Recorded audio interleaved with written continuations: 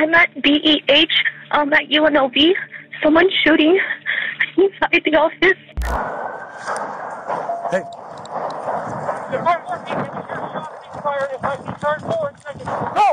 Go!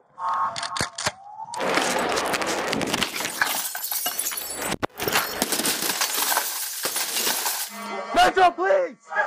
Hands! Show your hands! Active shooter, love you. I really want to go.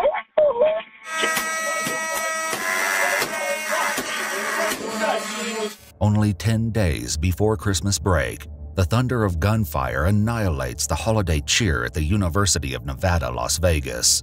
As an army of law enforcement descends on the campus, they must fight through chaos and confusion to save lives and put an end to this terrifying madness. As the seconds tick by in this high-pressure mission, the officers find that evil comes in many forms. I should be a kid to be like, oh, he got mental issues. Get out!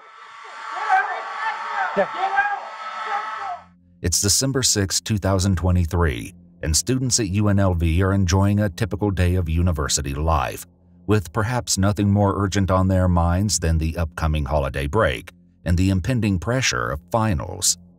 If there's a dark cloud overhead, it doesn't seem that anyone at the school has noticed. Nor does it appear that anyone notices when a black 2007 Lexus pulls slowly onto the property and stakes out a parking space in front of Beam Hall, the epicenter of UNLV's prestigious Lee Business School. The man who gets out of the car is wearing a long black overcoat, but there's little else to distinguish him from any other faculty member on campus. As he retrieves some things from his car, he could be anyone. No one pays any attention as he walks into the building. In front of the student union, life goes on as normal. But this day is about to change. 911 emergency, Hopkins 2024. Do you need police, fire, or medical? I need the police, please. What's the address? I'm at BEH, at UNLV. Someone's shooting inside the office. Please hurry. Okay. All right. Are you at UNLV? Yes. How long ago did you hear the shots? They're happening right now. How many shots have you heard? Like 5. I'm hiding under my desk. I closed my door. It's locked. From the time the initial 911 calls go through, it's only a matter of moments before police on campus respond to the scene. Indeed, the first sign of trouble from the plaza next door comes when a single university police officer runs in the direction of Beam Hall. I heard some screaming. Who did you hear screaming? I don't know. I think they were on the right of me. I'm on the 4th floor. Did you hear them say anything? No, just screaming. I heard the shots for, and then I heard screaming. Okay. Do you know if anybody's injured? I don't know. I'm in my office. I closed the door. Okay. What do you hear? There's an alarm. That was an alarm? Okay. Okay. Who else is in the office with you? Okay. I really want to go. The woman's sentiment will be shared by everyone in Beam Hall as news of the shooter spreads.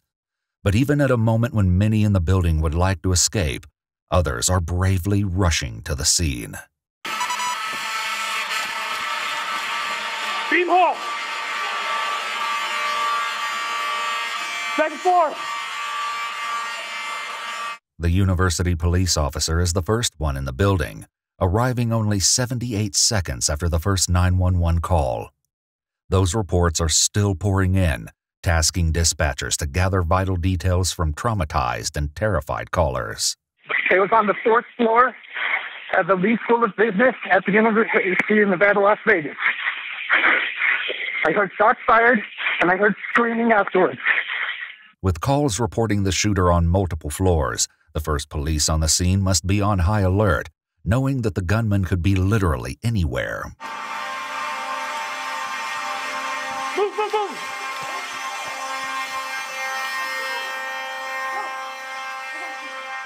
Get out of my way!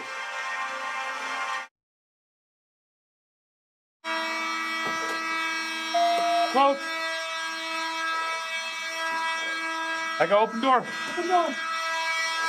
I'll be clearing upstairs. What floors? Let me see your hands! Hands! Let me see your hands! building is filled with students and faculty members, which will only make it that much harder to identify the shooter at a glance. But even as the first responding officers move carefully through the hallways, a massive police response is mobilizing. Sounds like an active shooter. Active shooter, love you.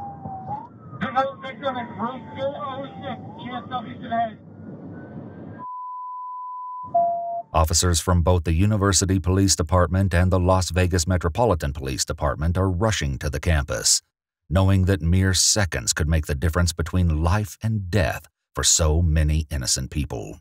As the first cop car rolls up to Beam Hall, panicked students continue to pour out of the building. Moments later, even more police descend onto the intense scene.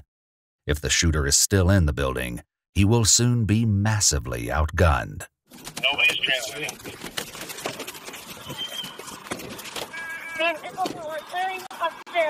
It's going to be this one upstairs. Sit upstairs.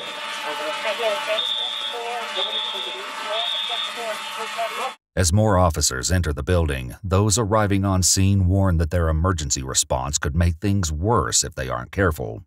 Show 750, we do have a lot of students running everywhere just for these units arriving. Watch your speed.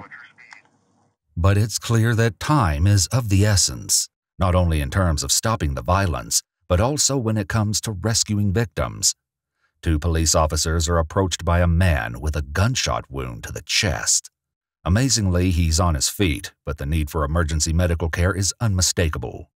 The scene is not secured by EMTs, however, so the police do what they have to do to get the victim to an ambulance as quickly as possible. Where's the victim? He's in the back right now. Keep going. You can't drive like that with that open. Just take him out to Maryland. But the injured man is only one of thousands of people on campus this morning, and police know that finding and neutralizing the shooter is their top priority. Put your hands up!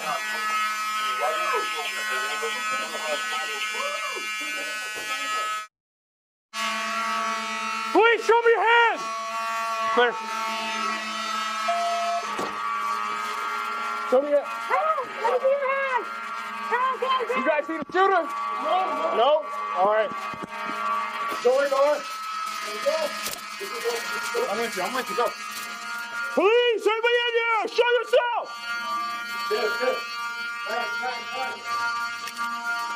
Clear.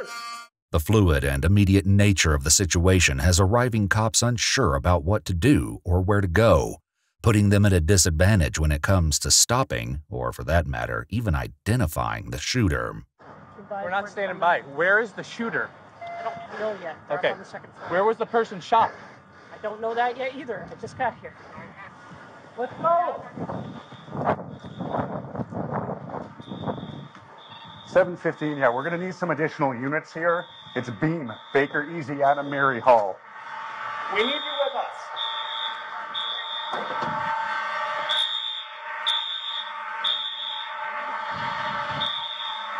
I'm to your right.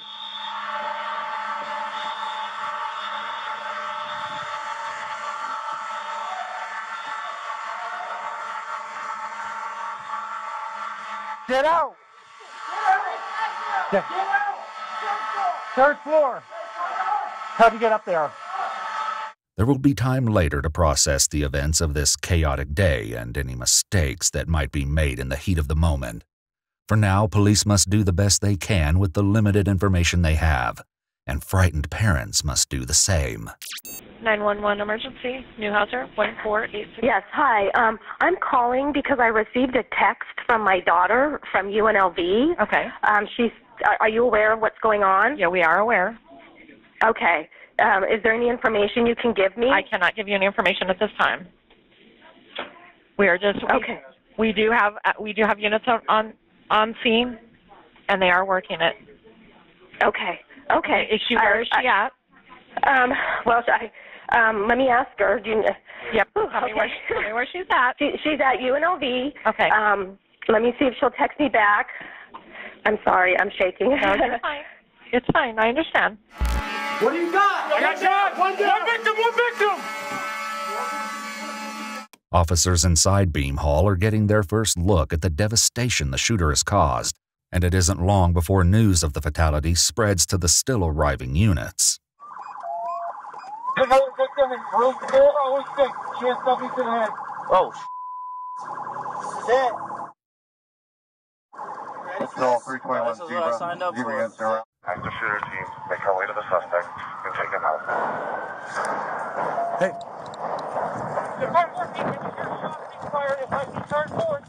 Go, go, go!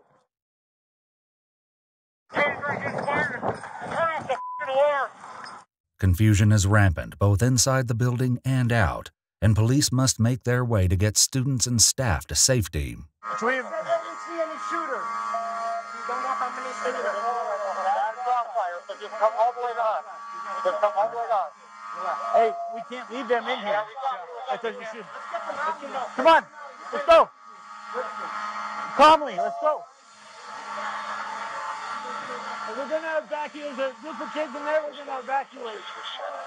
Unfortunately, the officers know they cannot go fully into rescue mode because their deadly adversary could emerge from around any corner at any time. He's still active. He's still active. Hey, don't please fire. He's still active. Be careful.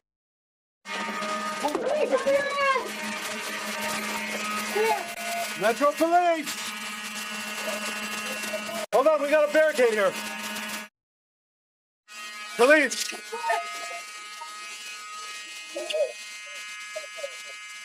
All right, stay here. Did you hear a gunshot? Did you see who the shooter was? Stay here. Stay here. Lock the door. Lock the door, okay? But many of the doors in Beam Hall are already locked, which isn't always a good thing. Police discover a blood trail leading into just such a room. What is that? That's a bit. Let's go into the door. Hey, careful! You're gonna be right there. Someone kick this door.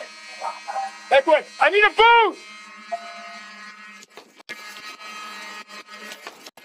Here. Wait out. Metro Police! Metro Police! Get in there! Kick it!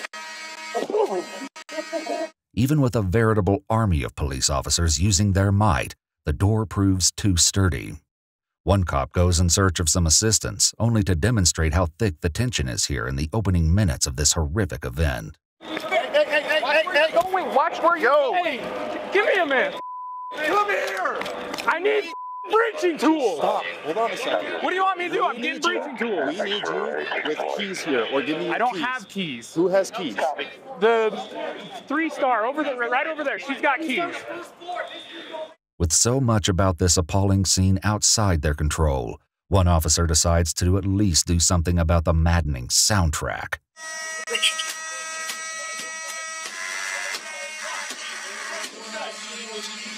Meanwhile, police hit upon a way to breach that unyielding door, even without specialty tools. Can we break through the wall? Yeah. Hey, see if you can kick the wall next to the doorknob. Go 6 inches off the edge of the door and kick through the wall. Yeah, there you go. I don't have. Clear it. Clear it. Watch out. That side. Don't talk about that. Drive wall on that side. Right and down, be all in front of my 7 days to be on the suspect. Left is clear. It looks clear. It's clear. There's a captain. I can 90% clear. We have breaching tools in the supply room. Get them down here. The room turns out to be empty, just like the other many unknowns police must handle in this crisis. Indeed, even the unlocked rooms in Beam Hall are a nightmare of shadows, confusion, and hidden figures. Police, anybody in here?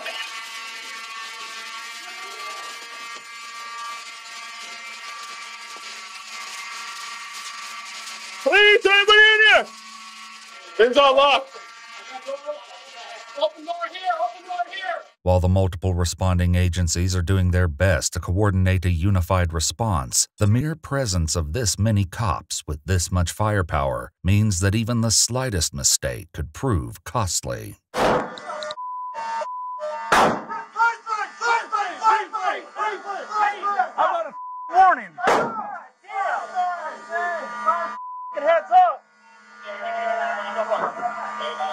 The FBI is using shock lock against the door. That's the 434. Get floor. Hey! She ain't got me too, man. Talk to the customer. Talk to the customer. I got you.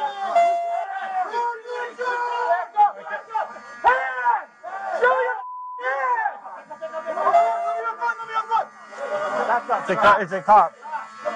With the FBI, the Las Vegas Metropolitan Police, and the University Police all working in the same building, the threat of friendly fire is considerable. Blue, blue, blue! Okay, hold on. Wait up. Watch for them. Look face them so they see you're a cop, please. Like, oh, seriously.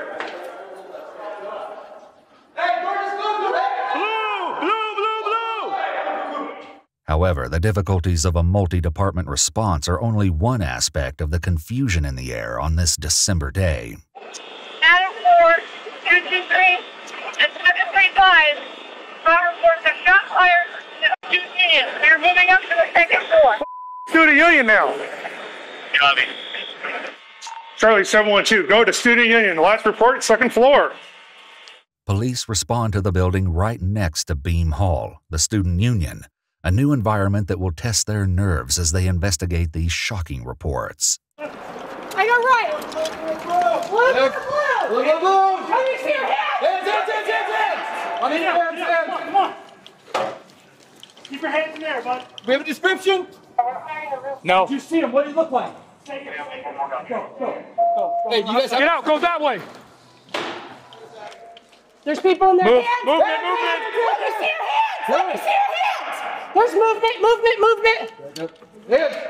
There's the police department. Come out with your hands up. Police department, come out with your hands up. Come on now. Okay, that's okay. We got to get you out, okay? We're going to get you out. Let's go. But the police on campus can't afford to focus solely on the innocent. The author of this grisly mayhem must be stopped. Unfortunately, news of the shooter's location and description is constantly evolving. Maybe 7 inches taller than me. He was a bit far though, and he was whiter set. Heavy set, male, yeah, white, black, Hispanic. He looked white to me. Subjects on top of MPE, long hair and backpacks. 2 subjects on top of the roof of MPE with long hair and backpacks. Did you hear that? Yeah. MDE, is that behind us here? Behind me? That's down there. Second suspect is at 4972, that's the Best Western, right? His wife works there, he said he was a suspect involved in this 415. There are plenty of experienced officers on campus, however, and not all of them are convinced by the startling chatter coming from the radio. Yeah, so I heard on the radio they said that they had 2 subjects coming to DRI saying that they were robbed by something like that by the suspect. But that's down there, Flamingo and Palos Verde. That's where we were at. Yeah. There's no way. We had to roll quite a bit. Yeah. Indeed, while every incoming report must be treated as plausible, some of the cops on scene know the reality of the situation better than others. Relax. 207 550, we have 1 suspect down right in front of Frank and Estella. I think at one point on the air, it came across that this building had activity, but I'm not... That's going to be one of those echo calls. Yeah. You know, just like on October 1. So I think that's why they're standing. It is inevitable that many of the police working at the UNLV campus will be reminded of the worst mass shooting in modern American history. The 2017 massacre that was launched from the Mandalay Bay Hotel only 3 miles away.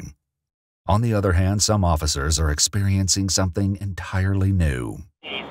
Sorry, this is day 1 for me. What's up, dog? So, go ahead. Welcome. 6530. That university police officer isn't the only one facing unique trials on this dark day. Officer Cody Schmidt, who was the first one into the building, has had to strike a balance between duty and family. My wife is in here. Hey, Terry. Hey, Terry. Text. If you haven't left campus, you need to do it right now. But even these pressing concerns aren't enough to keep him out of the fight. Hey, I got a sledge!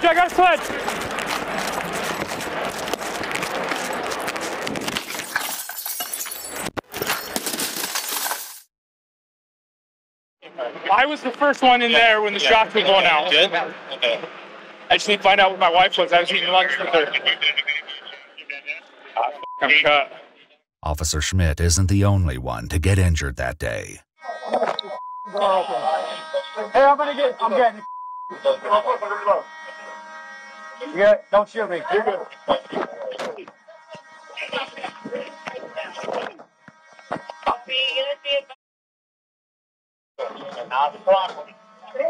Separated my shoulder. I'm gonna go with this officer right here. He's gonna take you outside. I have a broken sternum. Okay. I have a broken sternum. Oh, slow down. I'm so sorry.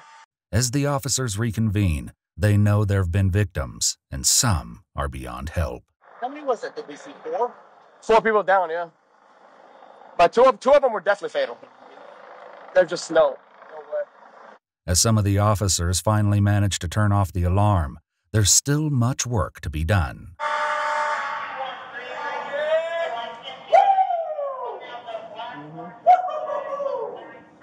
That sucks in the middle of a class. Like on the PowerPoint, you have like the notes on the desk. There's a lot. Cowards. Cowards. I should be a kid to be like, oh, he got mental issues. It's not.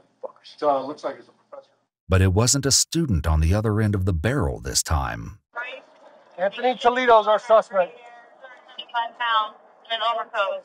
As a description of the suspect goes out over the air, perhaps a few officers are recalling an encounter they had only moments after entering the building. Get out! The officer's failure to identify the shooter may be regrettable. Less than a minute later, the unemployed professor confronted university police outside the front doors of Beam Hall and opened fire on one of them. It turned out to be the last thing he ever did.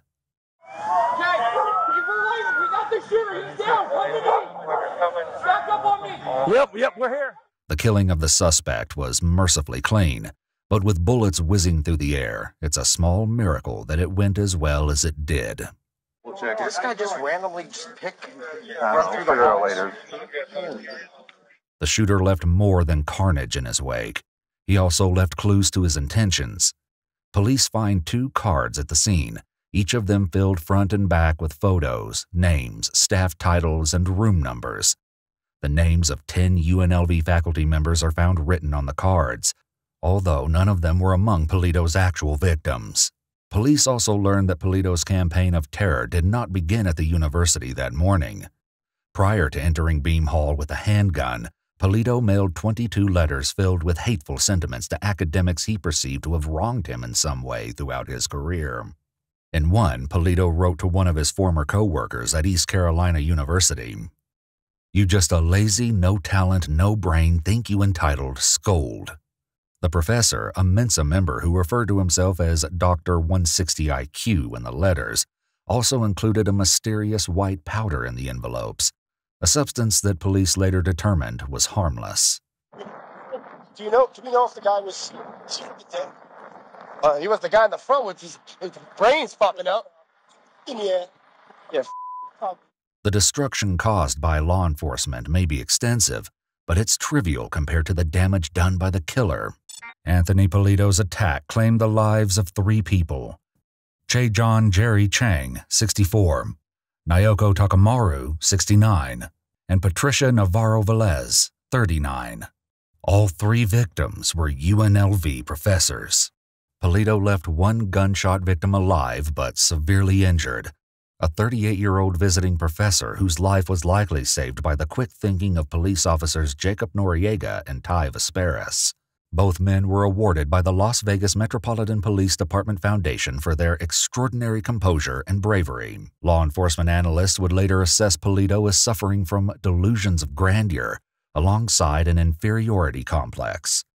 This conclusion was arrived at in part due to Polito's personal website, which was filled with positive reviews of his classes from students, his own work supposedly deciphering a letter from the Zodiac Killer, and links to subjects he found fascinating, including the 2001 anthrax letters.